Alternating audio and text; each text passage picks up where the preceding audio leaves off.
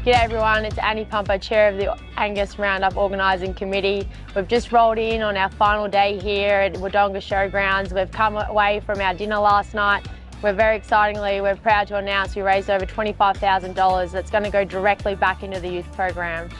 Today, the competitors are putting what they've learned over the last 3 days into practice out here in the paraders ring behind me. And it's fantastic to see their skills develop over the last 3 days. This afternoon, we'll finish up the proceedings with the presentations where we'll be announcing our Grand Champion Herdsman, an award that we all come to compete for, and it's a real honour to get that award. So we're excited to announce our Herdsman, our EJ Encouragement Award, the Matthew George Citizenship Award, the Merrydale Heifer Award, and a few others along the way as well. Thanks everyone, particularly to our sponsors over the last couple of days for their support, our volunteers, the committee, and safe travels home.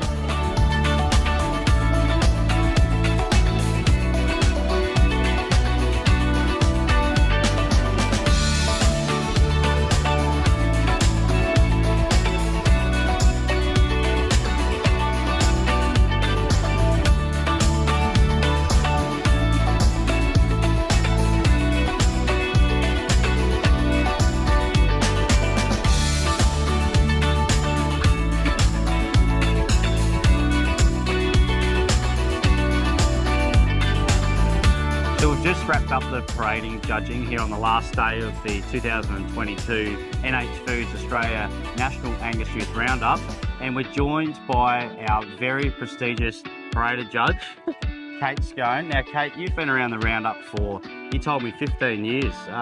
What's that experience been like, and what's kept you coming back?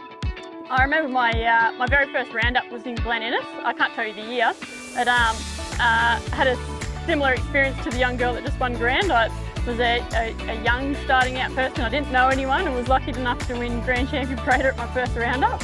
And from there, those friends that I made at that first roundup are some of my best mates today.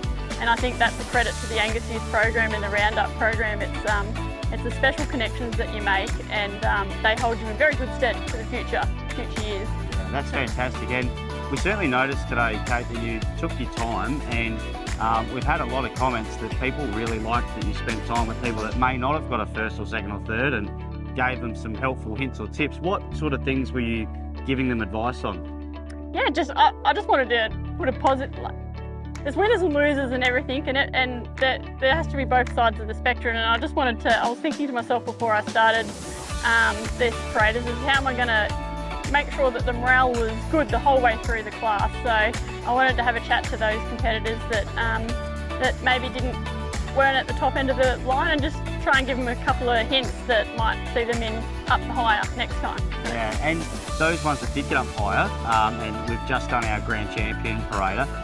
Those champions and those paraders that did well, what did they have in common? What were you looking for today? I think when I looked through my Grand Champion lineup that we just had there, the most thing that they had in common was that they were all very cool, calm and collected, and they knew their animal and knew the strengths and weaknesses and knew how to show that off the most. And I think that is the grounds to be a really true good parader, is do the best with what you have and catch the judge's attention and keep it. Now, you also mentioned that in your adult life now, you run a very successful commercial farming operation. Do you think some of the skills that you learnt, through being an Angus Youth, and you're obviously a previous Trans-Tasman scholarship winner, have those skills, helped you later in life with dealing with business or people that you've met? Yeah, absolutely. I mean, when we say about people we've met, I even met my husband through our Angus Youth program, so I don't think you can get much more of a gold star than that. But I really meant what I said after I finished when I was about to present my Grand Champion Parader, is that I look around the shed and I see people that I've had a professional relationship later on in my life that have all stemmed from being Angus Youth. And it's even things like, you might not think that parading has relevance in the commercial world, but I stem on the confidence that I drew from being a successful parader and having the odd win. I still draw on that confidence that I gained then to maybe cold call somebody about Angus bulls, or call them about how their steers that we bred performed for them in the year before, or might be lambs, or you name it. It's all transferable, and I don't think you just can't put waiting on the amount of knowledge and skills that you gain through a program like this. And if you had one piece of advice to all of the entrants here that they're going to go home this afternoon and think about, what would that piece of advice be? It's not really, I often think like it's not about, this is a competition and it's not all about winning and losing, it's about how people perceive you in the future. And I think you might not have walked away here with a blue ribbon, but you might have walked away with a new contact or a new best friend, and that'll keep you in better stead in life than a blue ribbon ever will. So that would be my one suggestion. Fantastic. Now, just on behalf of the Roundup Committee, we do sincerely thank you for your guidance. You're an ideal role model for young people coming through, and we do really appreciate your comments and your time spent during the parade of classes. So thank you very much. Thank you, Jake. Thanks for having me.